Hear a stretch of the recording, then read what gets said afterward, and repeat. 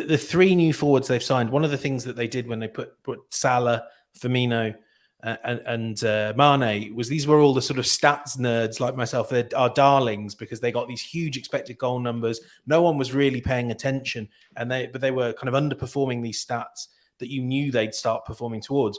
Whereas now you have these three: Diaz, Gakpo, and the one I want to ask you about, and our listeners want to ask about, Darwin Nunez, who just had hot streaks before arriving at Liverpool. Gakpo in particular, there's so many questions. There's questions over Darwin Nunez, and I thought Rafa Cardenas was right to hit on this player as one to ask you about, Lucho. He is the most unmissable player in the Premier League, and will he fit the system? He is so raw, so energetic, so mad.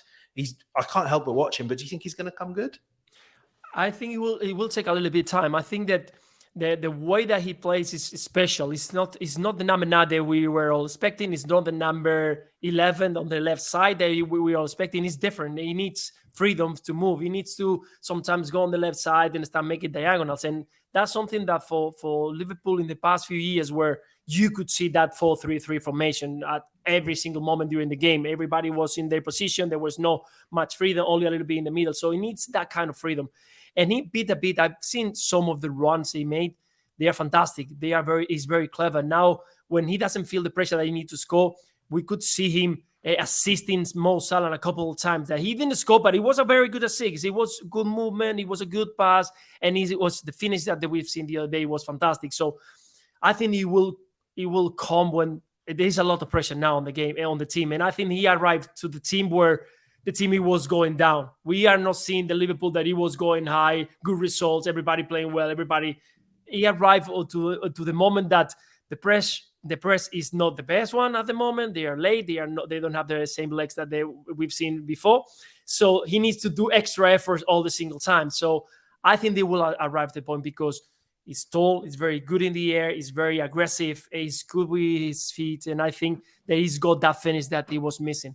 It will take a little bit of time. Probably next season he's going to be at his best performances, but it will come. I think that this is a player for Liverpool, definitely. Lucho, I love you to bits, mate, but I'm going to disagree with you. I just don't think he is going to come good for Liverpool. Why not? Why doesn't he come good, Nigel?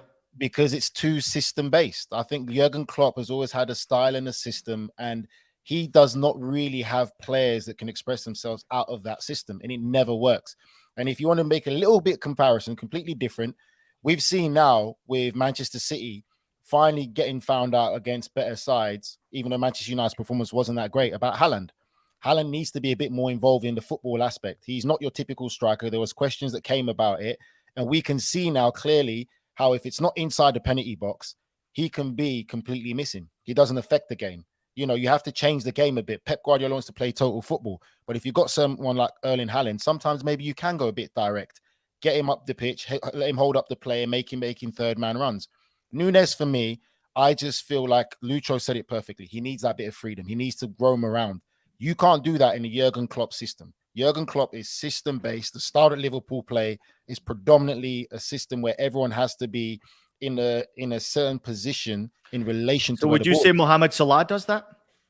Mohamed Salah does it, but there's a difference with Salah just drifting wide to coming inside the center, and that's it, interchanging those type of positions. But Darwin Nunez sometimes might want to drop a bit deeper and change completely, which affects players around you. And I think when I look at Nunez still, I just don't see a confident player. Lucho knows it. He's played with top class players. Some of them. I get it.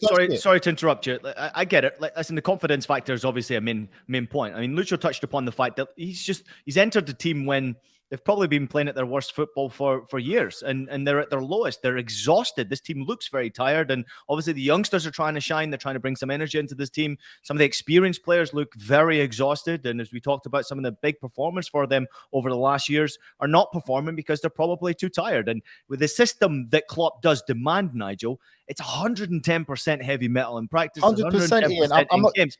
1 second. I want to touch upon a little bit comparison. I remember obviously watching some of the great players that Jurgen Klopp has obviously dealt with over the times, and I would compare him to a Lewandowski. I wouldn't say he's far away from a Lewandowski. Maybe he runs a little bit more than Lewandowski. He likes to drop a bit deeper than Lewandowski. Might go a bit wider than Lewandowski.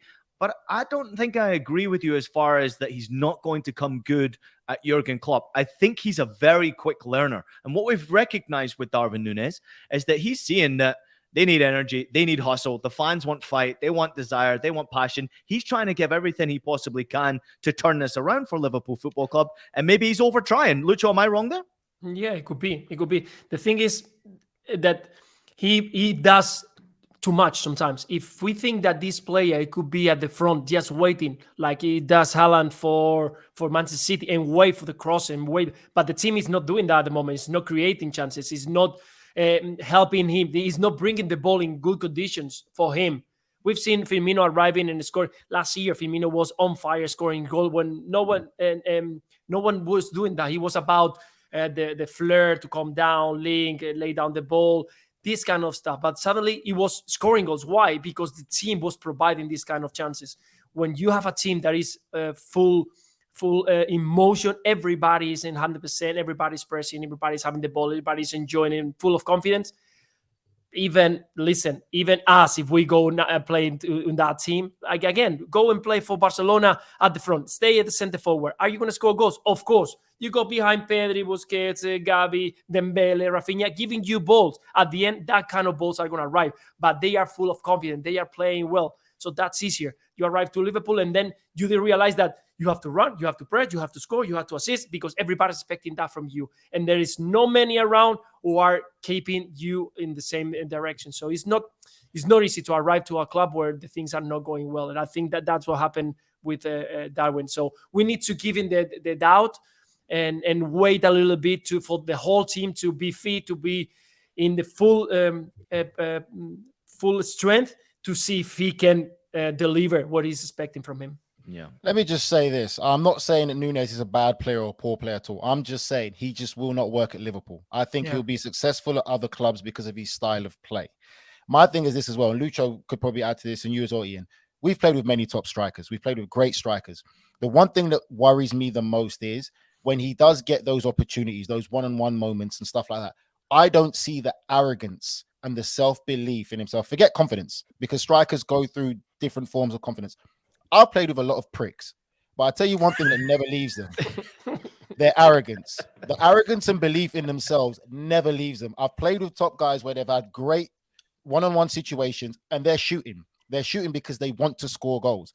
Now, when you're seeing a top striker like Nunez, the money that they paid for, gets in these positions and he's looking for the pass or slashing his shot, not getting it on target, and he's missing the post, that is a bit worrying. He'll come, Nigel. He's 22, 23. Fernando Torres.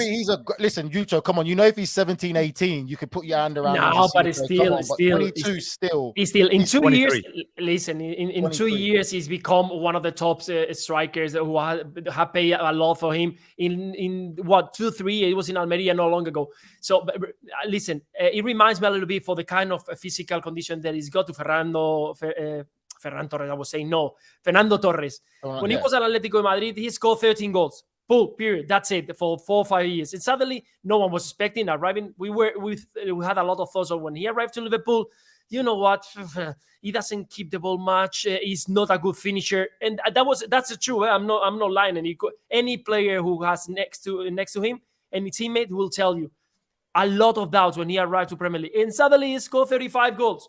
Why? Because he's playing with you and Steven Gerrard. That's why. No, because your goals.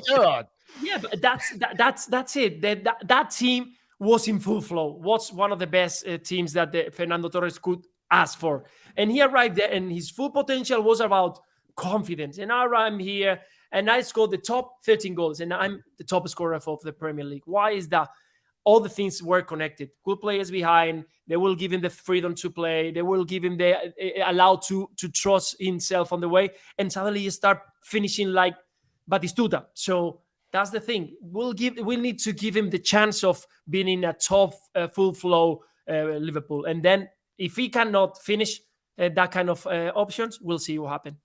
Couple of nice comments coming in right here. Krishna saying the Nigel should learn the story about Nunez, his personal story. The guy has gone through too much and done too much. He is not ready to fail. I think he does have that hunger, but not the team around him. But that's pretty much what Nigel is saying right there. Yes, we also have a few other comments coming in. Rafa saying, I respect Nigel's insight about this. I mean, Nunez has shown potential, but made so many weird mistakes. It's fair to criticize him and it's fair to doubt him, in my opinion. Absolutely, Rafa. And then we've got Ali A jumping in and saying Nigel is always negative. Come on, mate. Nigel, you mentioned about playing with top strikers. I'm not sure you could throw me into that category, as you and Lucho obviously playing at the highest level. In the third tier of Scottish football at Montrose, we had a striker who was a postman. And let me tell you something. He was fucking deadly when he was delivering those letters. I'll tell you that much, mate. Let me just. Did he always deliver? That was your chance to say he was delivered. So, James, let me say, like I said, I've played with some absolute assholes as human beings, as footballers as well. But I tell you what, the arrogance they have on the football pitch is a different level. And that's something I learned about what makes some of these top players. When they get in those one-on-one situations, even if they can cut the ball back to you, you're in a better position. They're taking a shot because they want to score the goal.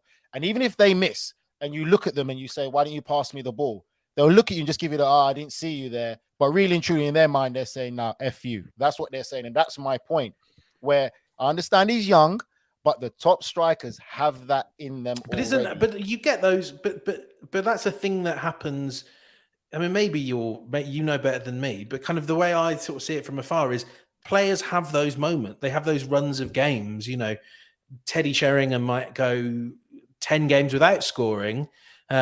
And then, there's a moment where the ball looks huge or the goal looks gaping. And that's when they take all those shots. And I wouldn't say, no, it's not that for me, James. I'm saying, like I said, you go through periods where you're missing chances, you're in good positions and you should be scoring and you're missing. That's understandable. That happens. But when you get in those positions, you can still see, and it's confidence and arrogance. And again, it's an individual thing, but these players do have it where they're still going to take that shot on and just get it on target. In their mind, they're like, at least if I hit the target, I'm not going to get criticized. You don't have to finish but it. Why did he do it last year with Benfica? Why? Different team. It's a different team with Benfica. I think probably it is a lot more energetic team, like you said. Got some great quality in there. And I think he has a lot more freedom in Benfica. We saw some of the goals he was scoring and where he was being. And I don't think, for me, Liverpool are fully utilizing him the way they should. I feel Liverpool now, as much as they want to play, as you call it, tiki-taki, you've got Darwin Nunez in the box. He's an aerial threat. Sometimes just get it out wide and get some crosses in. Maybe get Trent and Robertson getting more crosses into the box and utilize his aerial threat, which will open up the gap for midfield players to get more involved. So that's the thing. I think it's a system thing. We've said it before. I love players who come out of this system who change the games. There's a few players that we talk about. I think Garnacho at Manchester United is another player. You've seen the impact he can have when he comes on. He gets the ball. He looks at the defender, says, I'm going to beat you.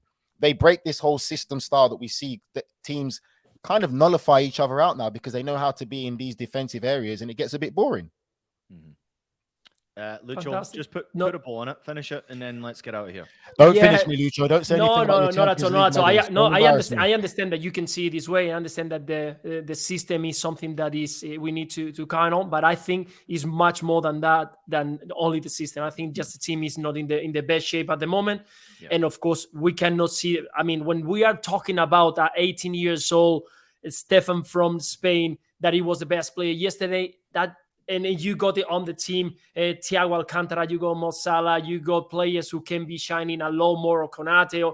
It's because this team is not in the best shape. So we need to wait and see when everybody's ready, when everybody's full feed, when everybody's looking confident like we've seen, and he's involved. And then we'll see when he doesn't have to have all that pressure on his back, all that load on his back, and share it with Salah and with Diaz and with Firmino and with Jota, with all those players. Then we'll see. Listen, okay, yeah, you can say maybe we can change. But at the moment, I think numbers are not bad. We have to say that. Numbers are not bad. And it's true that he be missing. But if we think that if he score every single shot or every single chance, we will be talking about the best striker in the world, because or near Alan, we need to give him the chance of let's see what he can bring. I feel like Lucho should have the last word on Liverpool, but I'm going to dive in and steal Go it ahead, anyway, go just to prove Nigel wrong.